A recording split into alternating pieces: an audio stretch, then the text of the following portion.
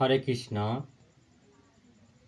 অনেক মানুষের মন্তব্য থাকে যে প্রথম ভক্তি জীবনের পথে আমরা যখন নামি তখন প্রভু আমাদের লজ্জা লাগে, আমাদেরকে খারাপ লাগে, অনেকজন আমাদেরকে নিন্দা করে বা অনেকজন আমাদেরকে নিয়ে উপহাস করে। তো ভক্তি জীবনে আমরা নামতে চাইছি, কিন্তু কিভাবে নামবো?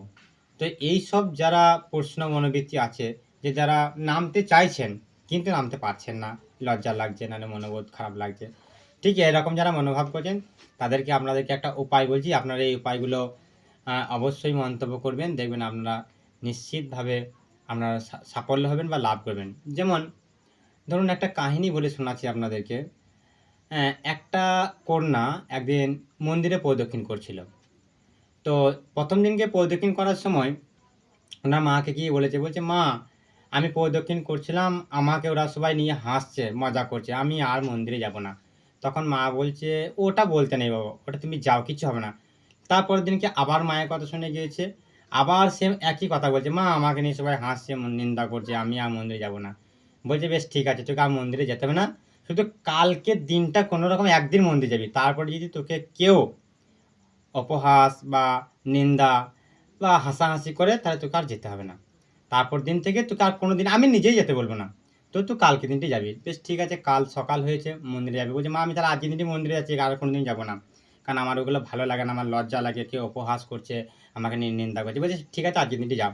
ওনার মা ওনাকে এক বাটি তেল দিয়েছে, একবারে কানায় কানায়, ঠিক আছে, কানায় কানায় তেল দিয়েছে। তেলটা বলছে এই মন্দিরে এই তেলটা হাতে করে নিয়ে তুই এমনভাবে ঘুরবি যেন তেলটা না পড়ে। বলছি, ঠিক আছে মা, এটা কোনো ব্যাপার হলো নাকি?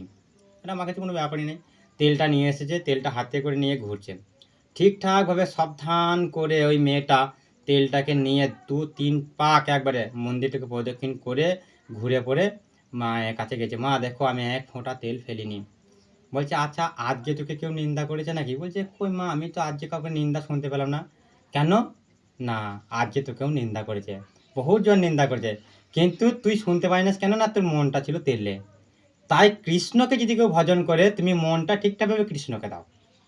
মনটা যদি ঠিকঠাকভাবে কৃষ্ণকে কেউ যদি দিয়ে ভজন করতে পারে, তাহলে লোকে কি কে বললো না বললো ওগুলো তো কানেই আসবে না। কিন্তু তুই কৃষ্ণকে মন দিস নাই বলে লোকের কথাগুলো তুমি ইচ্ছাকৃতভাবে তোর কানে আসে, তাই তুই বিচলিত হচ্ছিস। তাই এমনি যেমনি তেলটা তোর মনটা ছিল যে আমি তেলটা ফেললে হবে না, মা বকবে, তেলটা ফেললে হবে না, মা বকবে, তা তেলের প্রতি এত দৃঢ়তার সাথে যে তুই মনটা দিয়েছিলি, তাই মানুষের পেছনকার কথাগুলো তুই আর শুনতেই পাই না বা ধ্যান দিই না। তাই ভগবানকে ভজন করতে হলে প্রথমে যখন ভজনে নামবো, অনেক লোকে অনেক কিছু বলবে, কিন্তু তথাপি কৃষ্ণকে একনিষ্ঠ মন সহকারে আমাকে মেনে নিতে হবে যে আমি কৃষ্ণ পথে এসেছি, আমি কৃষ্ণকে ভজন করার জন্যই আমাদের মনুষ্য শরীরটা পেয়েছি, কৃষ্ণকে ভজন করার জন্যই। এর আগে আমি 84 লক্ষ জনিতে ছিলাম, কুকুর বিড়াল আদি বান্দরে ছিলাম, তখন আমি কথা বলতে পারিনি, ভগবানকে ভজন করতে পারিনি, অনেক দুঃখ কষ্ট পেয়েছি। তাই এবারে যখন আমি মনুষ্য জীবনের সুযোগটা পেয়েছি, এটা আর হাতছাড়া করবো না। তাই আমাদের কর্তব্য এ জীবনেই এই সুযোগটা নেওয়ার কর্তব্য। আর এই সুযোগটা নিয়ে যদি আমরা কর্তব্য নিজে পালন করতে পারি, তাহলে আমরা সারা জীবনের জন্য মৃত্যু থেকে পরিত্রাণ পেয়ে যাব। তো হরে